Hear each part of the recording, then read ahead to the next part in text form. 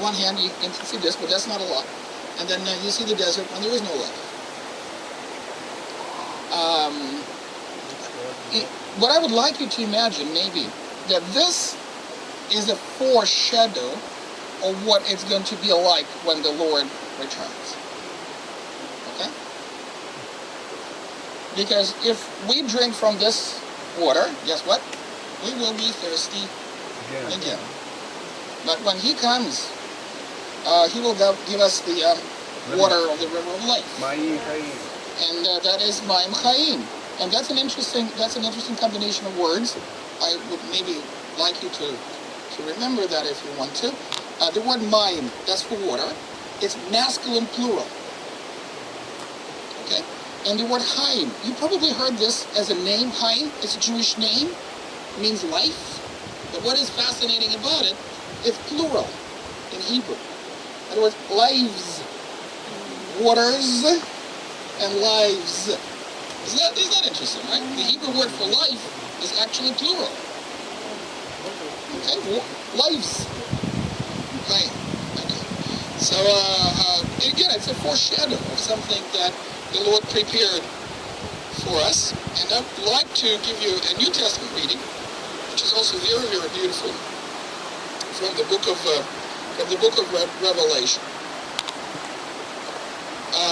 The last chapter, chapter 22, right from the beginning. Then He showed me the river of living water, sparkling like crystal, flowing from the throne of God and of the Lamb, down to the middle of the broad street of the city. On both sides of the river was the tree of life. Is that interesting? Remember where the image of tree of life is coming from? Garden of Eden. Garden of Eden. Remember there were two types of trees, tree of life and tree of knowledge. And we as human beings tried from the tree of knowledge instead of the tree of life, right?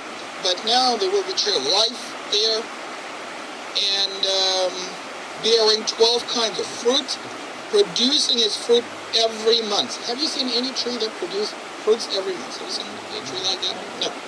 Right? Again, it's like something supernatural, right? Something very, very, very special of the tree of life. There, the leaves of this tree are for healing of the nations. How about that?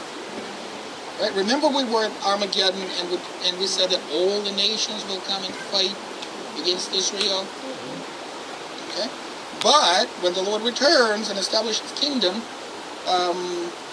those fruits of the tree of life will be for the healing of the nations, and there will be no longer any curse. That's a wonderful promise for whatever nations we represent. The leaves of the tree. The throne of God and of the Lamb will be in the city, and His servants will serve Him,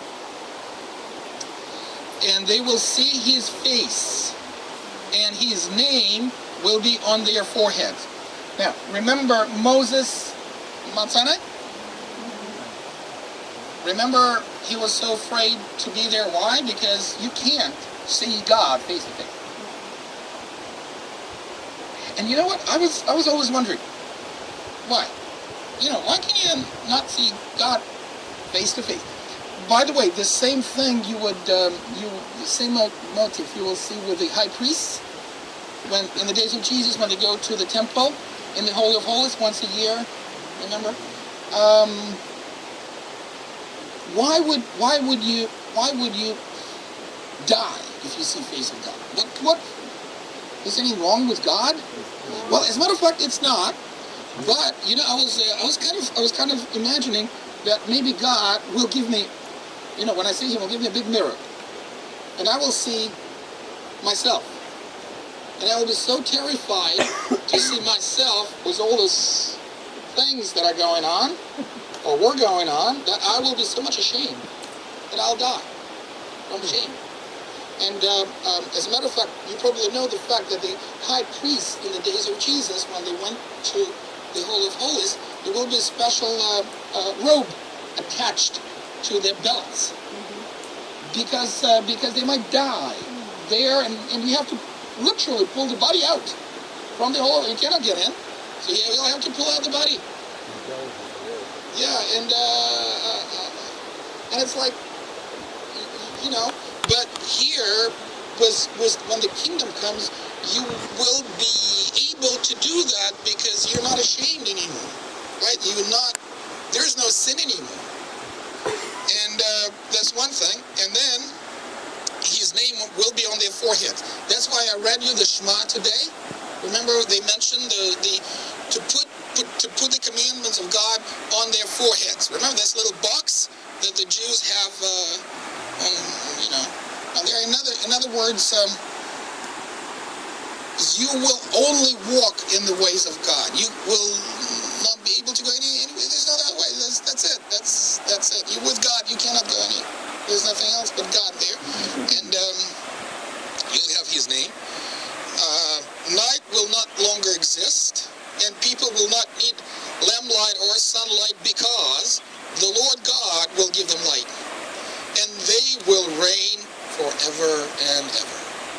Is that a great promise? I think it's such a wonderful promise. So what you see now is just a foreshadow of this. Okay, it will be better. It will be harder before. I know the matter.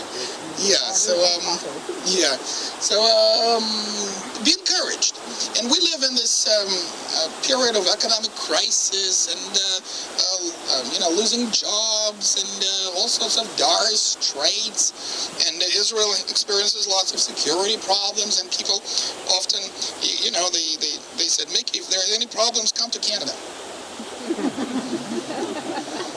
Well, I got emails, come to Australia, come to America, and all that, and find safe heaven. Well, thank you. That's very kind. But the true heaven, right? The true kingdom will be when the Lord returns, and that's the true thing. As a matter of fact, it doesn't matter where you live, right? The matter is whether you want to be part of this kingdom, or you want to be part of the world, things like that. So nature here, this whole little nature walk that we did, I think helps us maybe to have a little bit of a glimpse into what the Lord is preparing for us. All right, so be encouraged. It's very encouraging. It's very beautiful and very encouraging. All right? Okay, so next will be the golden calf. Ready for the golden calf? Okay, we will be going up. Or that way. Doesn't matter.